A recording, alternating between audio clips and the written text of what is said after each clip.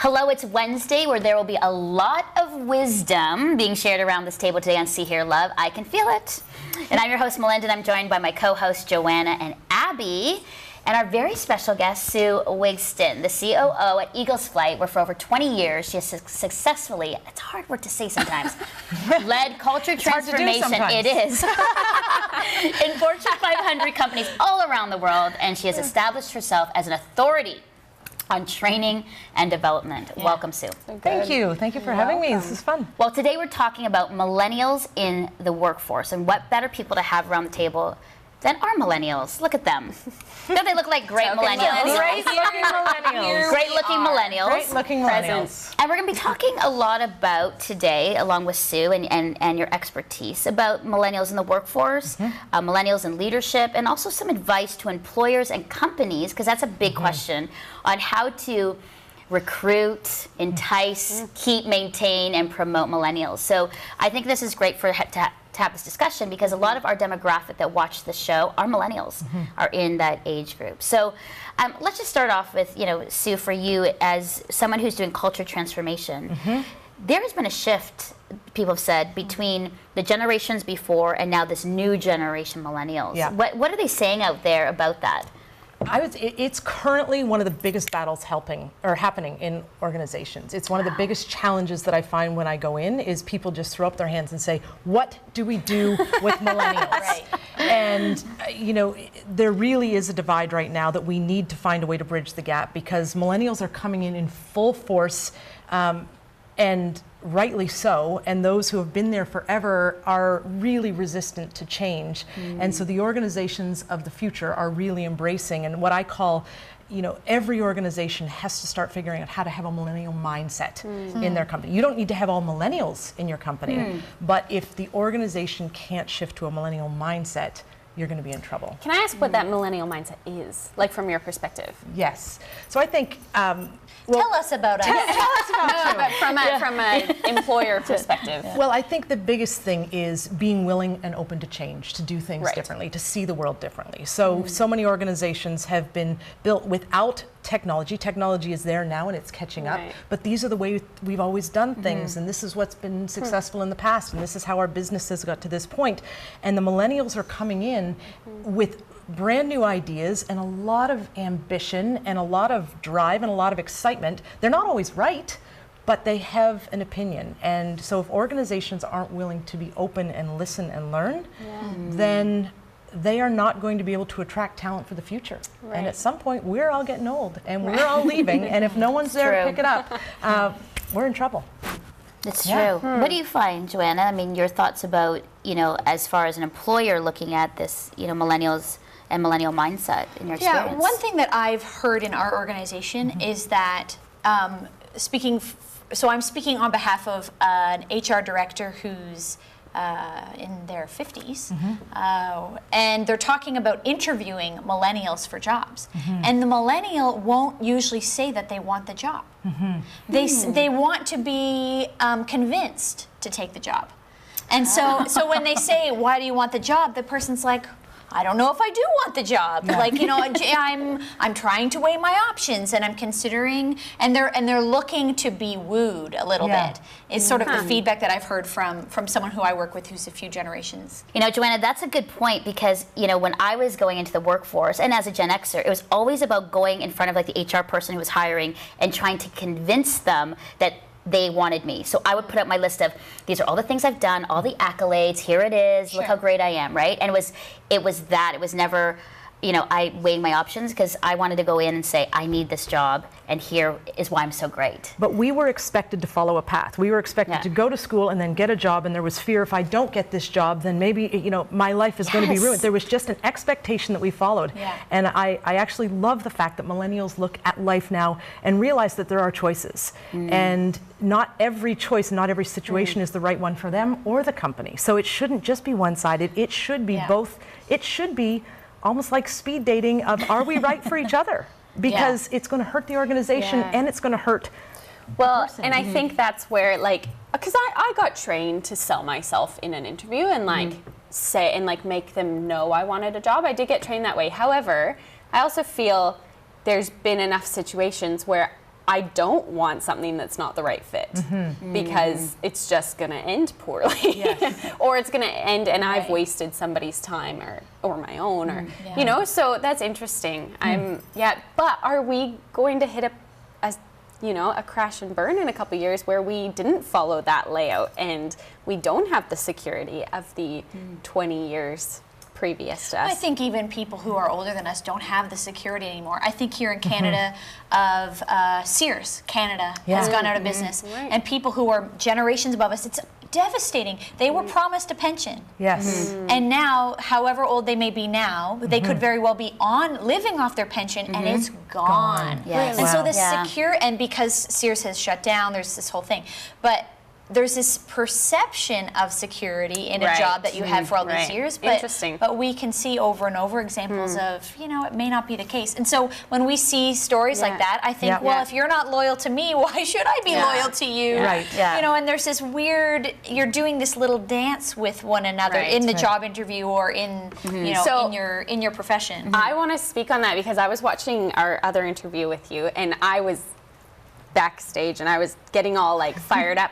And because I was so encouraged, and I love that you brought up the confidence issue and where you're like, you know, in an interview or a speaking engagement, you come across super confident, but inside you're still a bit like freaking out and butterflies and whatnot, and I can so relate to that. And it's funny because I actually, when people tell me I put off a confidence, I'm like, really? Like, so, and I think it is important to put off a confidence. And in job interviews, when you're trying to get a job, and it is important to put off a confidence. And the fact that I still wake up very nervous every time I speak and, you know, have a ton of inner turmoil, my husband always says, Sue, the day that stops is the day you need to quit.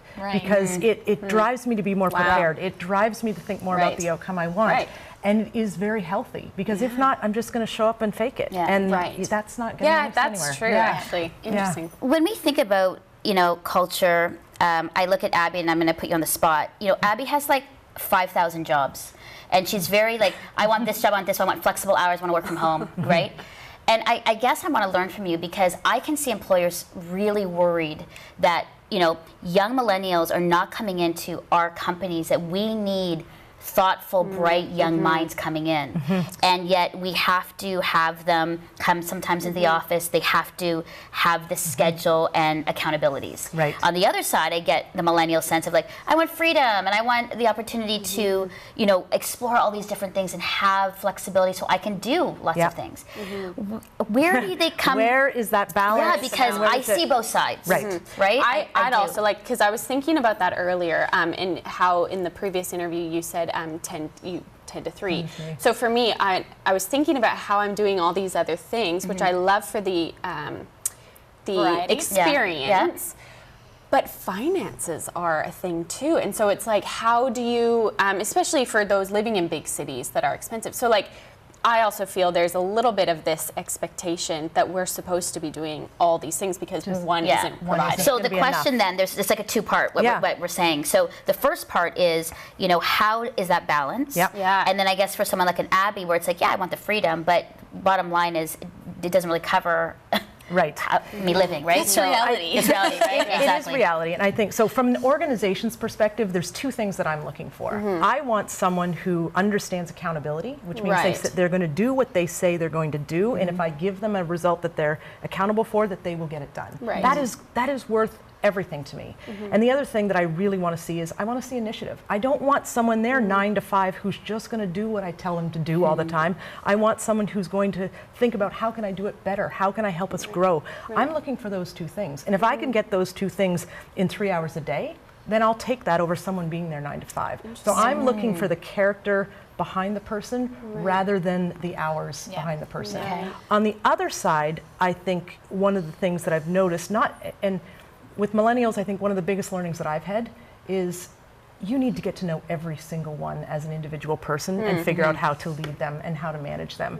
But if there is sort of a general stereotype that people say about millennials, it is the word entitled, is that they want everything and they feel entitled to it. Well, I say, go for everything you want. Just understand there are consequences with the choices that you make. So if you choose to not work full-time and have reduced hours. The consequence is you're probably going to make less money. Right. Or at least not have health benefits. That's right. Yeah. So and you your just, cell phone bills paid for. And you some have to other really things. decide for you what is really important to me. Is it security? Is it flexibility? Is it challenge? What is it that you really want? And then go and create it. Yeah. And that changes at different times. Of course, millennials now are not so young. Right. We're getting old. And so, there's many millennials are in long-term relationships, either married or partnered, and they have children. Yeah. They have homes, they have bills. And so, it's again, that's where I feel some angst about like grouping an entire generation. Because a millennial who has a family is probably valuing very different things at that point in their life now than they themselves did 5 or 10 years earlier. It's a different stage of life. But what's consistent, I think, is whatever the stages that they're moving into, they are challenging the status quo, and that's what we need to be prepared for. Prepared for every stage to be challenged, and it should be challenged. Because when it's challenged, it's not just that millennials can come in and say, and this is the way it's going to be, but when you challenge something, it starts a conversation, and that conversation should be driving our future. So you said earlier, if there's something we want, create it. You said something along those lines. So for me, the issue isn't wanting more freedom so I don't have to work as much. It's I am working too much because my drive is purpose and passion. And it seems at this point, those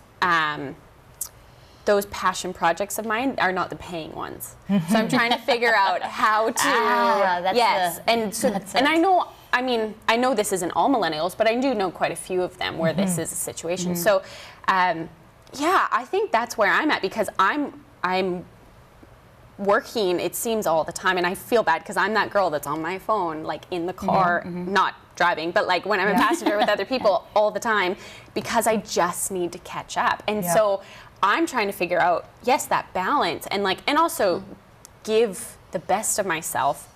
But I almost feel and I know we've had this conversation when there's so much to pour into. So then the question is, should you be doing, there's, good, better, best? Right. Are you in the best things, or are you kind of like, they're all good? They're all good. I mean, passions and ministry and helping people, it's good. But if it's stretching in ways where you can't be fully present, this is a big one for me, then that's the challenge. And how do you create? How do I create? What do I take a step out and live on a wing and a prayer for a couple months until I had this conversation with my nephew yesterday actually because we sat down and he has some incredible ideas of things that he wants to do, but he's got 2 young kids. And so the question is, do I go for what I really want to do passionately right now but put my family at risk? And when my husband, so he worked at Eagles Flight for a number of years, but his true dream was to coach volleyball full time. And so he, for a number of years, had to continue. He got the head coaching job at the University of Guelph, but he had to continue working at Eagles Flight for a number of years, which he loved the people, he loved the company. It wasn't his passion. But because we had a young family, he had to continue to work to get the paycheck until it could turn into a full-time job. So there are definitely things he had to give up, which was, I'm not putting off my passion, I am just knee-deep in it versus being all in. Until the moment changes. And the moment will change because there's times in life that you have to work and so that it gives you the freedom to do your passions on the side. And then I believe that there are times that there will be things where you can now actually live your passion, and that's what I feel like I get to do.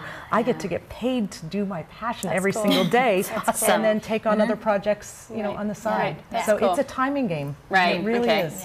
It's a you can't have it all now is the challenge. It's a season. And I haven't figured out the solution to that one. It is a journey. It is a journey and it takes time. I think that's a key one. And I mean, whether Gen X, Millennial, Boomer, but I think there has been, even, myself growing up, you wanted everything now. Everything was now. So you did everything for now. And you were like, forget about tomorrow, the sun will come out tomorrow. Thanks, Annie. You would just sort of sing it and do your thing.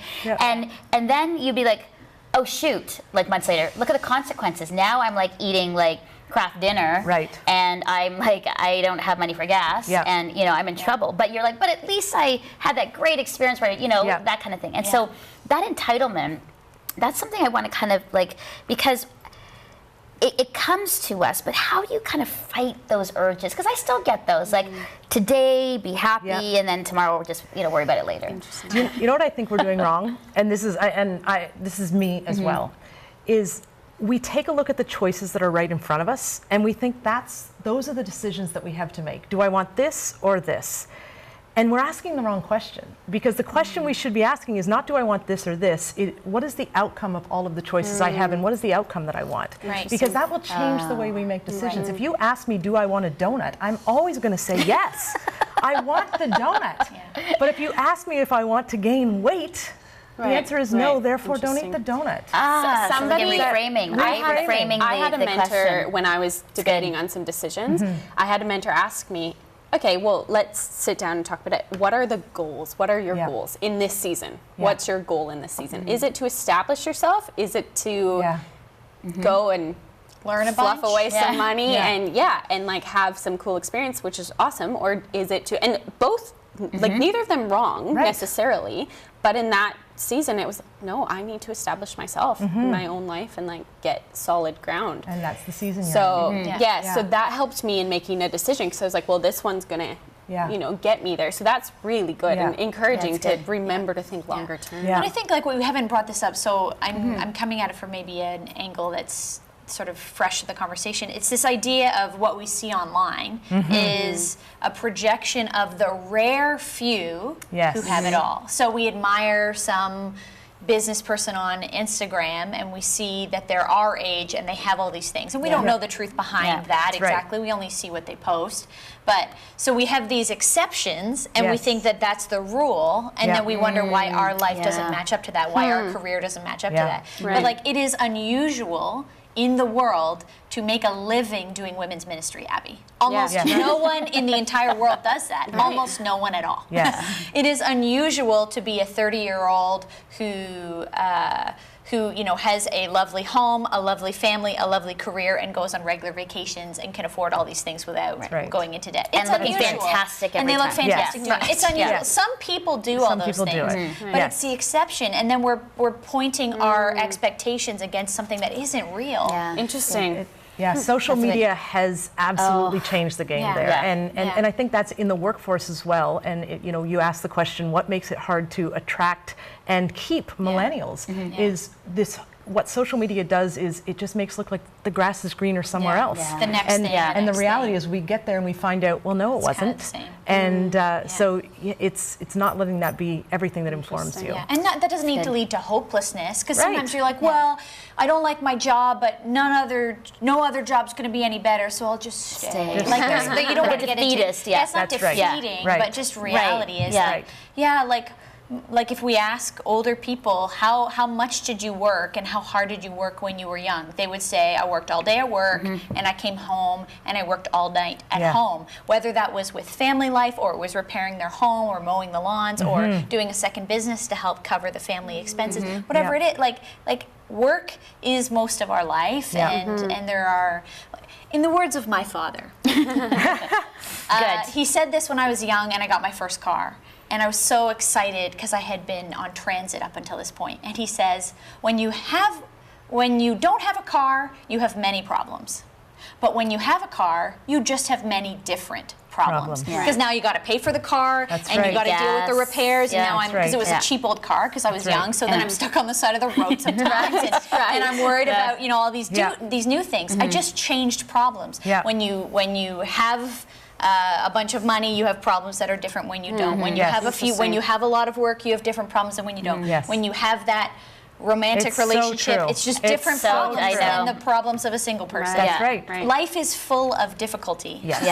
We like to harp on the difficulties in every season, but the reality is but then the Instagram world, you don't see the difficulty, you just see the achievements. And I think it skews our expectation of this entitlement. We want all those things, but do you see what it took to get there? See, we didn't grow up, I mean, we would have magazines and I would see it on TV, really, but we didn't, I didn't get Facebook until I was late 20s. So all of that time, there was no, I didn't grow up with the comparison. I mean, you could go out to a mall and see things. So it wasn't, I wasn't bombarded by it or really had that for me. I sort of like tried to, had some comparisons, but I didn't really have kind of what you have experienced as you've grown up. And saying that, Sue, when you're looking at your life and you've got, 2 millennials here, and, our viewers are listening saying, I'm a millennial and I'm trying to figure this life out of work and balance and finances. What kind of advice can you give them to encourage them? Because it is scary. I remember those times of starting up my life, and man, was it terrifying. Yeah. I think I love working with millennials, and I love working with youth because, to be honest, I'm inspired. I do. I'm inspired by seeing this people who think differently. But one of the things I think that is always going to be true, and our generation, I think we made so many decisions against what was expected of us. Yes. And one of the things I really encourage millennials to do is don't ask yourself what you want to do. Ask yourself who you want to be and what the impact is that you want to have in this world. Wow. Because when you can answer those 2 questions, then the decisions that you make will be against that's what helps you find that purpose. Right. And it's not about, money will not make you happier. A big house will not make you happier. The things that people are chasing won't make you happier. But I would encourage, spend some time really thinking about, when this world ends, what is the impact that you want to have had? Right. What do you want people to say about you? What do you want people to feel because you were in their lives? And choose to live your life in a way that will help you accomplish that. And I really, why I say millennials inspire me, because I think they do that more than we did. Because we did what we were expected to do often. And I think there's freedom for you to ask those questions. And then be ready for the journey. Right. Because you are not going to go from here to here like that. No, the it's exceptional few will get there quickly. The rest are willing to put in the work. The work may be different than what your parents did or grandparents did, but it's still work. It's just different work. So like your first job wasn't COO? No. It was a very long journey. A very long You know what? journey. I've actually, when I was going through kind of I burned out because I was trying to do too much at once. But I wrote, I needed my daily motivation. And so I wrote on my mirror, what is my why? Wow. What is my life? That's good. And to me that helped me and does every day to just remember and helps me make daily decisions. What is propelling me forward? And I think one of the things that I've learned to do really well that have helped me so much is set boundaries. Set boundaries, because I'm one of those people, I'm like you, I've got a lot of things going on and I love to be involved in a lot of things. Right. But when I set really clear boundaries around how much time I will spend in those things, and I stick to those, then I feel at peace. I feel if I don't have the boundaries, I feel like I'm doing a lot and doing nothing well. Right. Yeah. But if I set the boundaries of when I'm at work, I'm at work, and when I'm at home, I want to be present and fully engaged, and I don't want to be on my phone. And when I'm coaching, I want to be fully engaged there, and really setting those boundaries and asking for accountability for people to help me stick to them. That's huge too. That's good. Those are good takeaways, because as I'm listening, there's a couple things that stuck out. Number one is about legacy. And as I get older, I think about that a lot more. What am I leaving? What have I done that has made like eternal and, and as a Christian, kingdom impact, Yes. Not about me being selfish, but for others. Yeah. I love that idea. And this is a constant battle, is being present. Yeah. Man, so much going on, but being present and intentional about that. And I think just your love of people, which when I hear that, it so represents, your faith, in God that propels you and compels you to that. Yeah. Which I think is key. If I was, giving advice as well to, a younger person, I would say that, my faith in Jesus is the foundation that then stems all these things of like, who do I want to be? I want to be like Jesus. Yeah. He was very present in his interactions with people. Yeah. And did he ever leave him a legacy?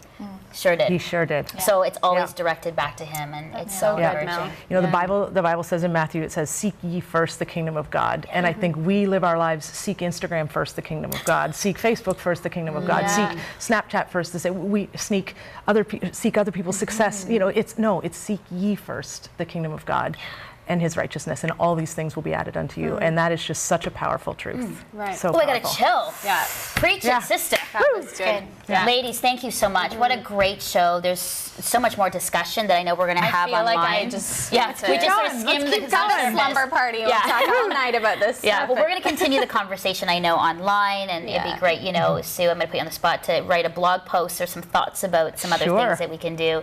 And I know that we're going to have lots of viewers, so for you viewers, make sure that you connect with us on Say Hello on our website. Check us out on Facebook, Instagram, and Twitter. That's after you've been present yes. and right. you're leaving a good legacy as well. Remember that. After you leave a legacy. After you leave a legacy, then follow us. Make sure you check out our amazing sponsors and the incredible work that they do, and please share our show. And thanks for just being with us, hanging out with us, and we hope that we inspired you today. So we'll see you soon. Thanks again for being with us. Bye-bye. Right.